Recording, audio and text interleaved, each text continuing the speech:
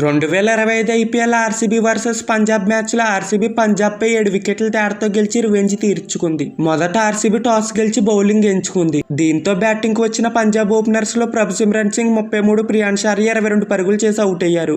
Captain Shreyas Iyer 6, Josh Inglis 29, Wadhera 5, Shashank Singh 31, Stoinis 1, Jansen 25 పరుగులు చేసి out అయ్యారు. పంజాబ్ తరపున ప్రభుసిమ్రన్ సింగ్ 33 పరుగులు చేసి హైయెస్ట్ రన్ స్కోరర్ గా నిలిచాడు. దీంతో 20 ఓవర్లు ముగిసేసరికి పంజాబ్ 6 వికెట్ల నష్టానికి 157 పరుగులు చేసింది. ఆర్సీబీ బౌలింగ్ లో కృణాల్ పాండ్యా, సుయశ్ శర్మ 2 వికెట్లు తీశారు. అలాగే రోమారియో షెఫర్డ్ 1 వికెట్ తీశాడు. 158 పరుగుల టార్గెట్ ను చేసి చేయడానికి వచ్చిన ఆర్సీబీ ఓపెనర్స్ లో పిల్సోల్ట్ 1 పరుగు చేసి అవుట్ అయ్యాడు. రెండో వికెట్ కు మాత్రం విరాట్ కోహ్లీ, పడికల్ కలిసి 103 పరుగుల పార్ట్నర్షిప్ ను నెలకొల్పారు. పడికల్ 61, కోహ్లీ 73 పరుగులు చేసి ఇద్దరు హాఫ్ సెంచరీలతో అదరగొట్టారు.